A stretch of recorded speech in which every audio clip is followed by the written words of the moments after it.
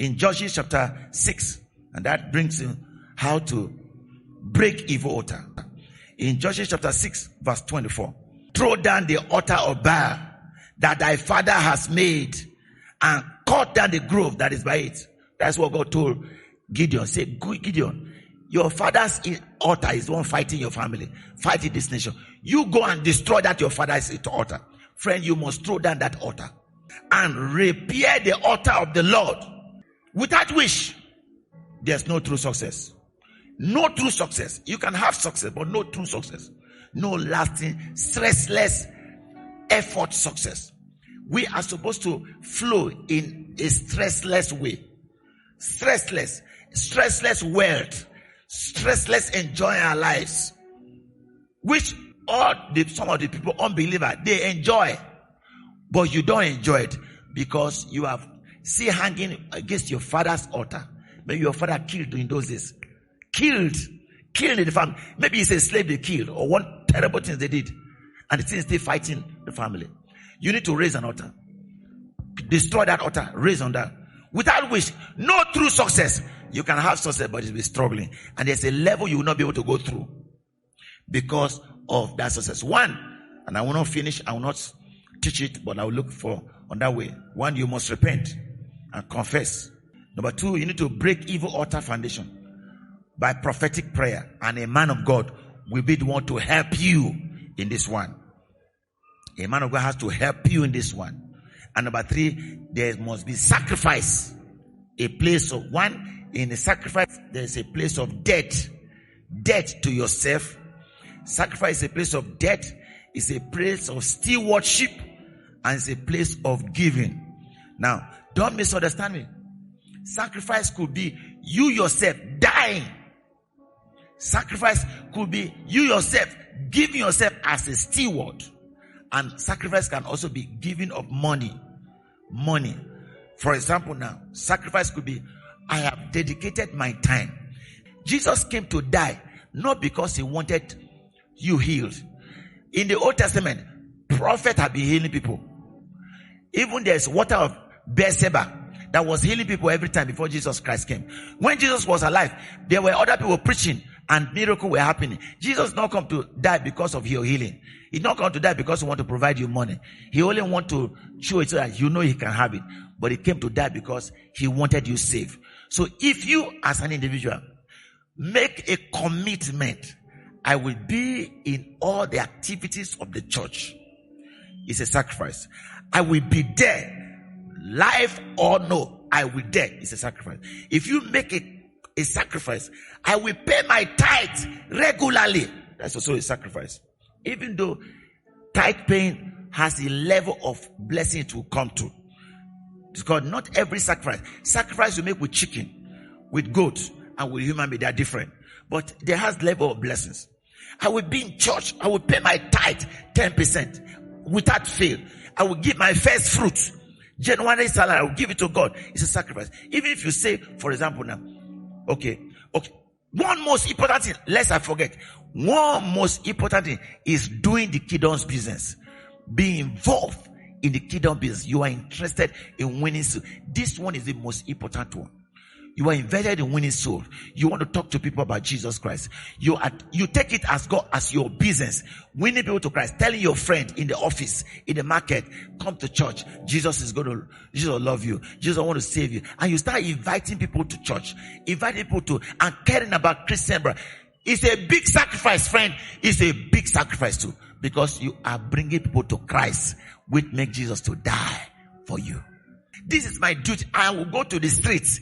I will invite people. I will preach to them. I will continue to talk to people. You are taking God's business as your business. And you are involving your money in God's business as your own business. It's a sacrifice too. God will definitely in heaven. When it comes to a particular time, God says, no, your own is too much. I'll give you a blessing. I'll start opening door for you. That's a wonderful sacrifice. When you look at the Bible, the other one is giving. Giving is also a sacrifice. To die to yourself, die to rebelliousness, die to yourself is surrendering all. It's also a sacrifice. But giving is also a sacrifice. Now, if you look through the Bible, Fire came down mostly by raising an altar. But look at the Bible. Elijah raised an altar, fire came. Solomon raised an altar, fire came. David raised an altar, fire. There are more cases where fire came when altar is raised by any other thing. The only time you see fire, they raise fire to Elijah say, let fire consume the people in his 50. Fire will destroy people. But that was few cases. But most of the time when fire literally came from heaven to burn altar was true when an altar is raised. Check the Bible. If altar is not important, why should fire come down physically from heaven and burn it? Gideon raised an altar, fire came. Look at I can count you list of people that raised an altar, fire came.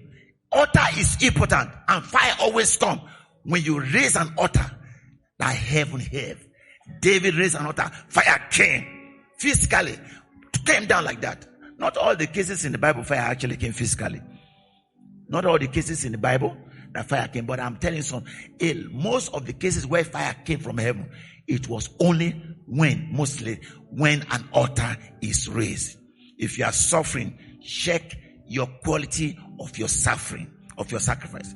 If you are suffering in life, check the quality of your offering, the quality of the time you spend in reading Bible, because reading the word of God is also a sacrifice. If you don't pay 10% of your tithe, things will be tight. Angel visited Zechariah when he was in the altar.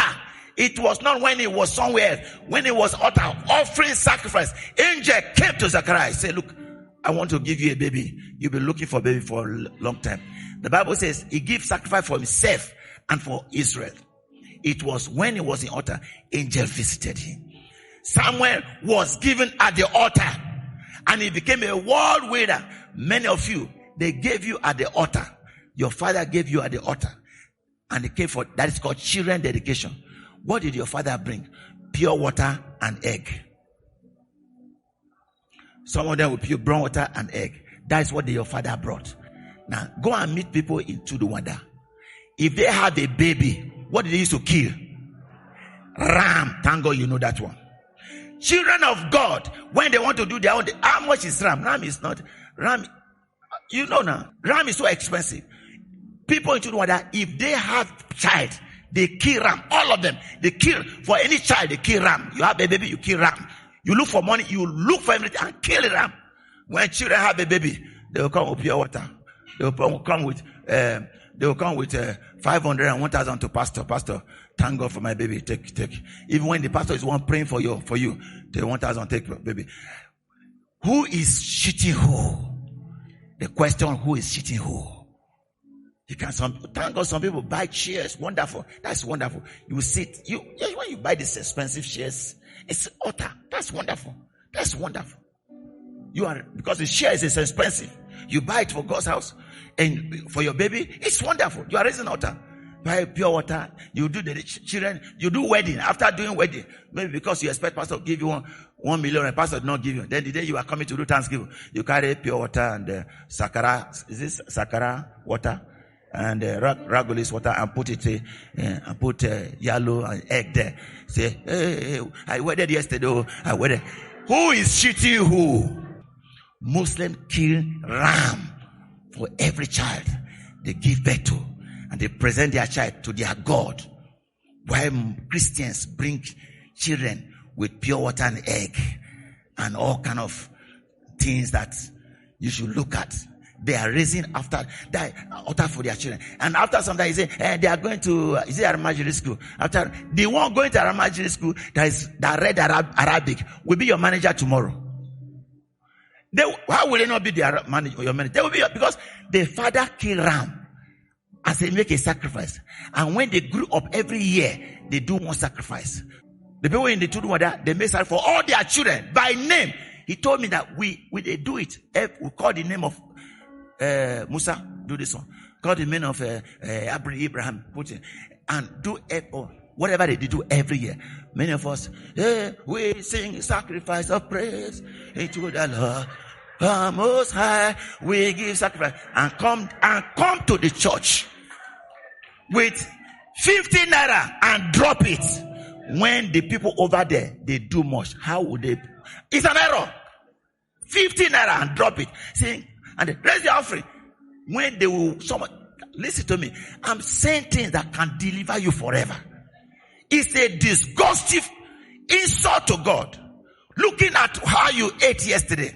Looking at what you ate 2 days ago.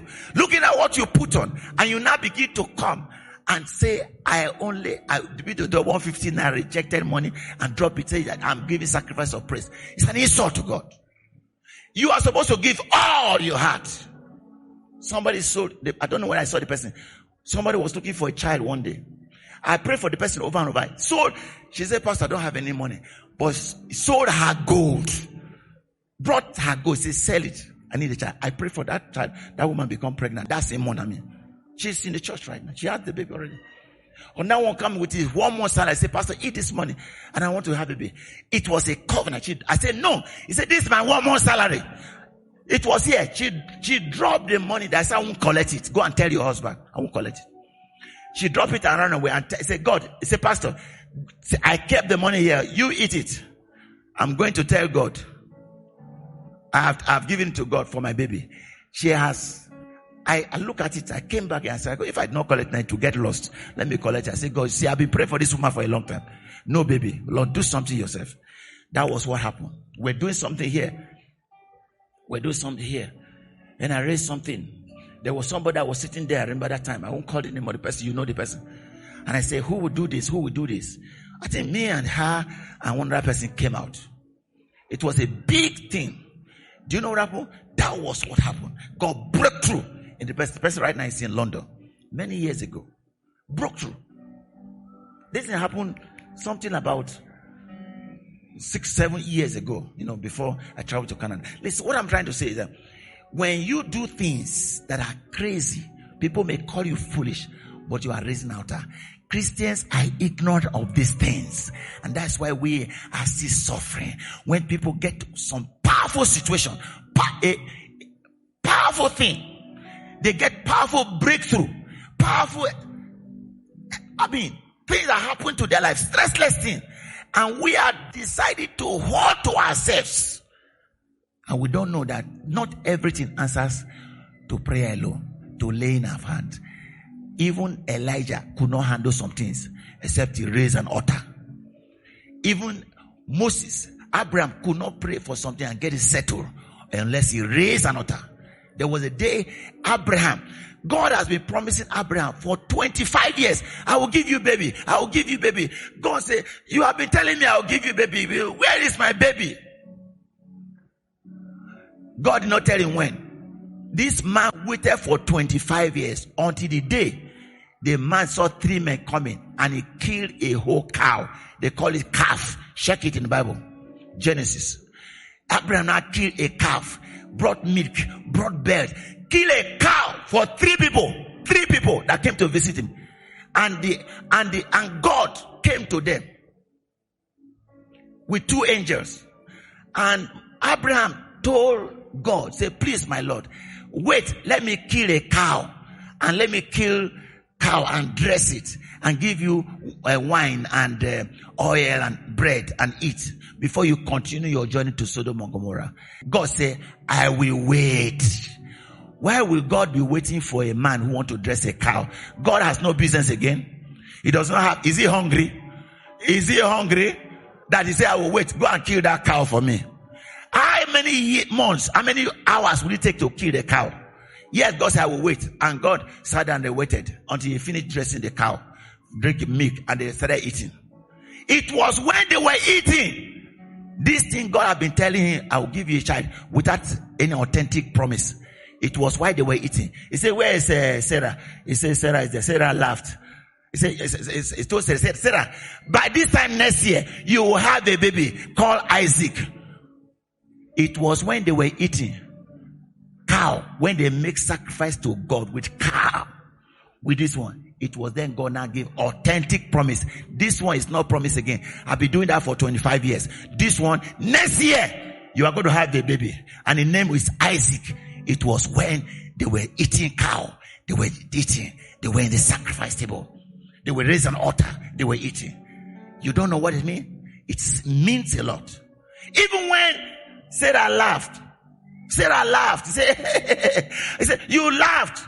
He said, will the child be born to me? Look at how old. Is it possible again? You laughed. He said, no, I don't lie. He was lying with a lie. Zachariah only said, what? I'm old. How can this thing be? See, I'm old. God slapped him for saying that you lied. For asking that question. Sarah said the same with him. I'm old now. How can this thing be? Angel did not slap her. Because what? There was food on the table. Cow. Big cow. There are times somebody give you some gifts. Even when they do something nasty, you overlook the person. Am I right? The person did some nasty thing. Sarah said, how can this thing be? I'm old. And she even lied. Did you laugh? Before God, it was saying, I did not lie. Somebody lied in the Bible. Zachariah Ananias, and he died immediately in Acts of Apostles. Am I right? Died for lying. Sarah lied and did not die. Why? Because of calf. Cow was killed for them. They were eating. You can't eat, man. You can't be eating. Then he said, how can this thing be? I'm old now. Zachariah did the same thing. He was struck down with deafness and dumbness. But Sarah said the same thing, did not struck down. Why? Because of altar that was speaking for them. Altar. Ask those who do evil business. Ask the politician. Ask those ones. They raise altar. Fight your position with altar. Some of them consult an altar. A man raised an altar and slept in a coffin, and that was buried in an open surface, not on the ground, and remove his hand from the coffin. Slept throughout the night. When he come back, he used that hand, hold cocaine, evil thing, and travel. And the immigration, they were saying, that your phone is fine. No? That your phone is fine. He hold contraband. And all the people in immigration, they were saying it's a phone he was holding. Evil altar was speaking. Listen to me, friend. I want to let you know. I can't continue this series of teaching. But don't forget, Noah, Abraham, Moses, Elijah, Gideon, even Jesus gave an altar of himself. Gave himself in the altar. Paul gave himself as an altar of sacrifice by letting his body to die. People today in the society, they keep their body dead. Never slept with a woman. They slept with animal and slept with men, down and all kind of rubbish. Because they have made an altar with their body, never to sleep with their wives. Some of the things did not work at all. Paul make sacrifice with his body, never to touch a woman. Disciples make sacrifice. All raise sacrifice. An angel appeared to Gideon and gave him an assignment and told the angel what to do. And what happened? God visited Abraham and he told them to wait. Why will God tell Gideon? Gideon told the angel, wait, let me bring altar. Let me raise altar and give you sacrifice. The angel said, I will wait. Then God called Abraham again. He said, I want to say, God, say wait. And God waited. Now, why would God wait for sacrifice? Sacrifice is something that God must wait for. God will wait for it. Evil can be suspended as a result of mercy and prayer. When the angel of death was destroying people in Israel, 70,000 people died because of one singular mistake. Portion of Arana, the angel that was killing people, is standing there. He did not go. Moses had been praying for mercy, but nothing happened. The angel has killed 70,000 people. God told the angel, stay thy hand, wait a little bit. Why did God say wait? He did not say go home, pack your load, angel come back. Angel waited to continue the killing. And God told David, say go to that place immediately, buy that place, raise an altar there. If not, the thing impossible. He just stay. He's waiting to kill more. If you don't do anything, the killing will discontinue. There are some of us out of mercy, we are enjoying mercy. The angel is still like this holy. Want to continue because you are in a good church. The thing is suspended. The thing is waiting. The thing is waiting. You are in a good church. Pastor is praying, asking for mercy. The thing is suspended. Why will God keep waiting, letting the angel to keep on destruction? Until David now came with an altar, raised an altar, offer altar. Until then the angel dropped his hand and went back and went home. There are many people today. What they are enjoying today is just temporary mercy. Because the altar has not been raised. Altar remove things permanently. That is the thing. Altar is a powerful tool to change destiny. If you destroy your father's altar and raise an altar in your family, sure, the blessing must come.